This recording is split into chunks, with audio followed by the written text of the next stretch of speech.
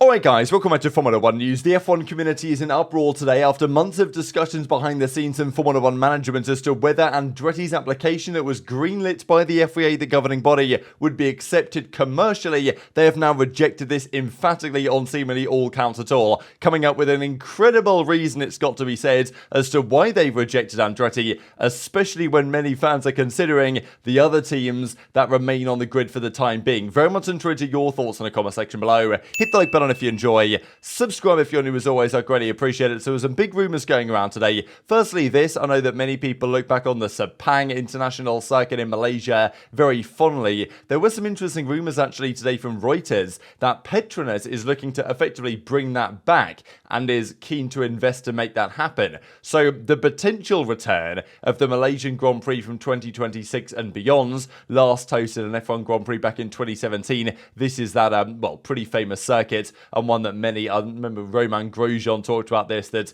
okay, he's not in Formula 1 anymore, but he would love to have that circuit back on the calendar. Now, Petronas actually came out and said, nope, there's nothing to this. We'd like to confirm there have been no discussions on bringing the support back to the Petronas Sepang International Circuit. So they reject the rumours, but simultaneously they get a good advantage to show exactly why they have been linked to this potential return, given the naming scheme of that circuit at the time being. So, well, make what you will of that one. But the big talking point, of course, over the last couple of days really has been Andretti and their future as a potential Formula 1 team. This was actually spotted a model car, basically like a wind tunnel model, in a wind tunnel testing situation for their entry that they're planning to make happen in, well, the intention was 2025 or 2026, really pushing ahead for an entry as soon as next season. Realistically, that was never going to be happening, but have a look at this. They're hiring a lot of people. Prototype full-size chassis. 120 people have been hired to the team. General Motors heavily involved in the design projects. But what if Formula 1 say no? And, we are finding out the answers to that right about now. It is also worth mentioning that their setup here, Andretti, is split across multiple different factories and locations, which is probably not optimal for the immediate term. Has to do something rather similar, and it doesn't work great for them. So, sharing facilities, it's always a bit of a question mark, and I'm sure that F1 might have looked at stuff like this, where they're located all around the world, and said, okay, maybe that's not great, but it shouldn't necessarily be a deal breaker on its own, especially, well, given the reasons they've actually come up with in the end. Even Otmar, right, formerly Alpine man among others, was rumoured to be joining them as basically like a team principal or something like that, and as he said, he was at least a candidate to join Andretti. I had some discussions with Michael Andretti. He even called me before I went to Alpine, so that was one in the works. But and especially with this week effectively being the beginning of the Formula 1 team car launches, there was expectation as to whether we'd hear anything on the future of Andretti. Turns out we have, and turns out the answer is as follows. Pretty much what we would have expected from Formula 1. The FIA, the governing body, approved it. They said the Andretti-Cadillac agreement looks good on paper, ticks all the boxes from the technical standpoint to what they need to achieve from the governing body side. The question was, commercially, does it make sense? It's no secret that Liberty Media is moving the sport towards a more, what feels like a bit of a franchise model in typical American sports. When you have the teams that are in the league, they don't want to give up any slice of the pie, and therefore they won't do that for seemingly whatever price, especially if a team theoretically could come in and be more competitive than them.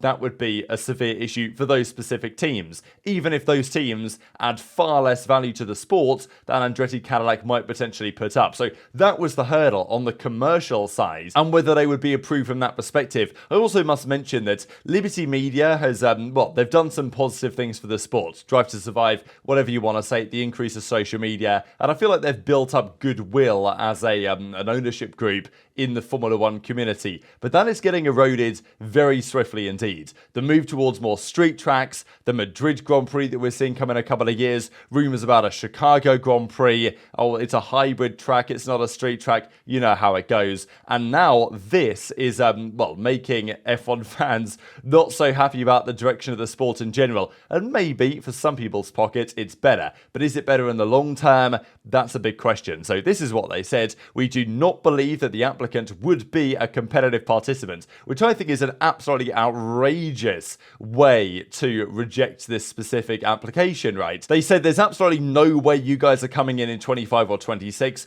but we would potentially look differently on an application in 2028 if General Motors planned a power unit entry as well, and that was effectively a General Motors works team.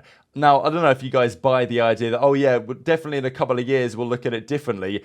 I think it's more like, all right, give myself 3 more years to find another excuse to reject these guys. That's kind of how it seems to me. But, this also was another statement. While the Andretti name carries some recognition for F1 fans, our research indicates that F1 would bring value to the Andretti brand rather than the other way around, which might be true in part, but this is also true for, like, the vast majority of the other teams in some respects, especially the teams at the back of the grid that we will have to discuss here in a second. So, what do you guys think about these two angles? Firstly, F1 says they're not going to be competitive, so it's a bad idea. And secondly, they say, well, it's not helping us, it's only helping them, so we're not going to do it. Even though there's an argument that both of those are probably false. This is one of the full quotes here. Our assessment process has established that the presence of an 11th team would not, on its own, provide value to the championship, which is always what they talk about, right? Even though, there's some current teams on the grid that certainly do not provide as much value, I thought, than Andretti would. And it's got to be frustrating for American fans as well that actually want to see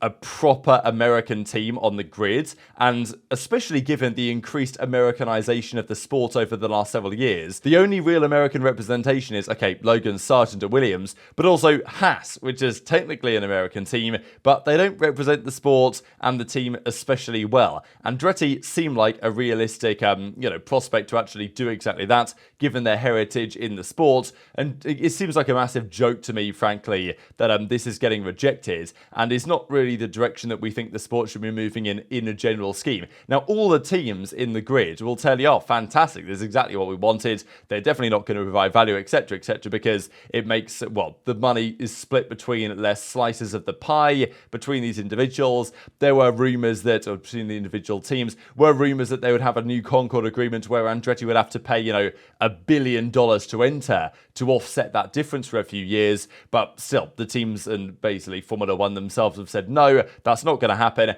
and they've tried to come up with an excuse to pretend it's not all about the money, and saying, well, we've done our research and we believe that they wouldn't be competitive. I mean, how do you know they wouldn't be competitive, first of all? Sure, they might have to use another engine for the first couple of years, but Haas came in, and we know where Haas are today, still relatively competitive in the grand schemes of Formula One history, but compared to the other competitors today, Haas are nowhere near, really, and we've seen 10th, and they expect to be 10th again when the season begins. Komatsu said the other day, maybe they can get 8th by the end of the season is their ambition, but, Haas expect to be last again come Bahrain, and that's a team, right, that when they first joined the grid, back in the early days of their time in Formula One, they had a couple of good seasons, 2018, of course, especially, so really frustrating, and I saw a couple of tweets, to this effect going around, that if they'd called themselves Walmart, Taco Bell, McDonald's, OnlyFans, PayPal, DHL F1 team, let's go America type thing, would have been welcomed with open arms, USA, chuck that in the name,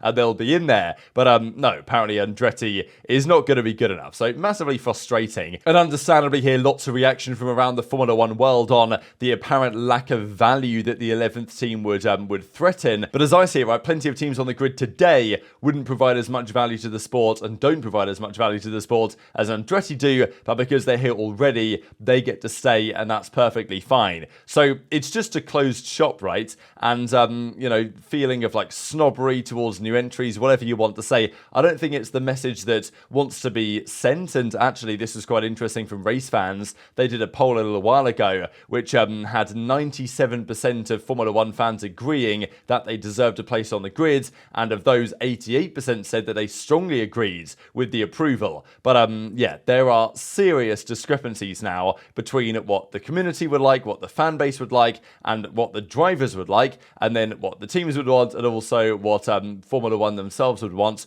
This is not just in terms of this subject, but also in terms of sprint races and, Grand Prix that we race at. Stuff like this, which has been massively problematic over the last couple of years. There's a couple of other things, though, to mention on this, that apparently one of the marks against Andretti was the idea that they would have to use somebody else's power unit. Rumour had it that it was possibly going to be Alpine, engine that were going to supply the Andretti power unit if they were approved until General Motors can maybe develop its own from 2028 or something like that. And F1 isn't potentially happy that another supplier wouldn't be happy at risking their IP in that way when that team is using their engine for a couple of years while they're developing their own one, which is maybe a valid concern, but maybe is something that could be worked out, and is maybe a concern they could have actually raised as a main issue, because it seems to be this whole idea of, oh, well, they're not going to be competitive, therefore they're not going to provide value to the sport. That's just an excuse with money as the bottom line. Whereas this is actually a realistic explanation as to what might have been a reason behind it. There was also this spotted as well, that apparently Andretti was invited for Formula One to talk about the situation at the F1 offices, but didn't attend. So I don't know what you guys think about this, because I feel like if there was some invitation, someone who probably would have attended, right? So certainly a little bit confused about this, if it's even true. And look, maybe Andretti also, if it is true, thought from their side, well, we have nothing to discuss. We have everything sorted out from our side, and it's on you guys to see the value that we're providing. And I guess it's also frustrating that, you get all these companies coming in, that obviously the tobacco sponsors back in the day, but, the crypto stuff, the gambling stuff, all of these sponsors are coming through with questionable sources of cash, it's got to be said. But all that stuff, perfectly welcome, no problem at all. Whereas actual motorsport history and heritage and pedigree is apparently not enough for Formula One as it stands. Just a couple of things to mention for you guys before we close out the video here. Ollie Bearman was on track today in the F175 at Barcelona, Catalonia, so a test that Ferrari are doing today. And given the 2-year delta between when old cars can be used, this now means that Bearman can actually drive the ground effect car that,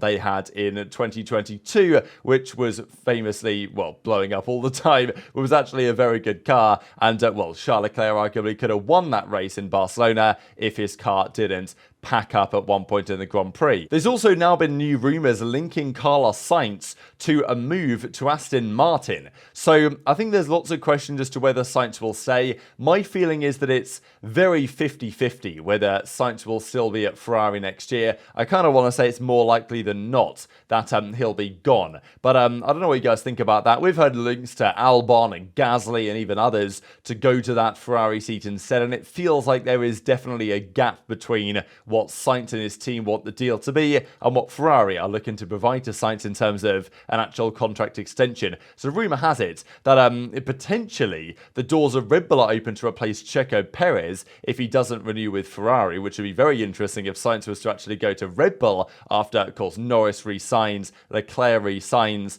and Sainz was to return to the side of Max Verstappen. Would be very interesting. But also Aston Martin is a possibility. There's Audi, of course, that's Sauber, which seems rather likely, but Aston Martin is quite an interesting one for the medium term. And if Sainz can't find an arrangement with Ferrari that works, then where would he go? Would he join Audi maybe a year earlier than he'd maybe otherwise like to? Because, in 2025, they're probably not going to be great Audi Sauber, but in 2026, who knows, with the brand new regs they're working on. So definitely a couple of sides of the coin here. But an Aston Martin move would be interesting, whether that would be, Alonso to the retirement home again, or whether that would actually be Carlos Sainz replacing Lance Stroll if, Daddy Stroll decides that he's had enough. But very much interested your thoughts on all this stuff in the comment section below. Hit the like button if you enjoyed, subscribe if you're new, take care, and I'll see you next time.